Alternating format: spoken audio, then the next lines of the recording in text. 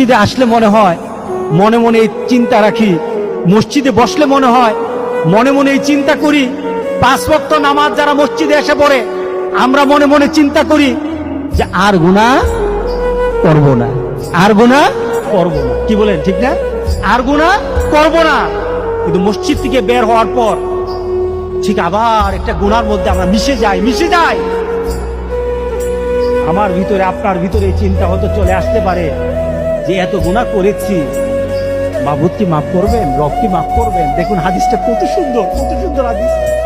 আল্লাহ সুবহানাহু ওয়া তাআলা আবার ডাক দিয়ে বলেন, সেই বান্দা যখন গুনাহ করতে থাকে এরপরে সে আবার আল্লাহর দরবারে রাব্বি আযনাবতু, আয় আমার রব আমি গুনাহ করে ফেলেছি।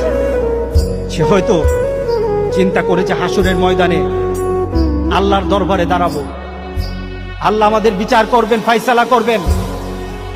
আমি হয়তো আমার মাকে ডাক দিব, মা বলবে আমি তোর সাথী না। বাবাকে ডাকবো, বাবা বলবেন আমি তোর সাথী না। নেতা বলবে আমি তোর সাথী না। বন্ধু বলবে আমি তোর সাথী না। সবাই যেদিন ফিরিয়ে দিবে, আমি সেদিন কিভাবে বাঁচবো? আমার একটা পথ আছে, আমার একটা পথ রাসূল সাল্লাল্লাহু আলাইহি ওয়াসাল্লাম জানিয়ে গেছেন। এই পথটা যদি কেউ অনুসরণ করে মওত পর্যন্ত চলে যায়,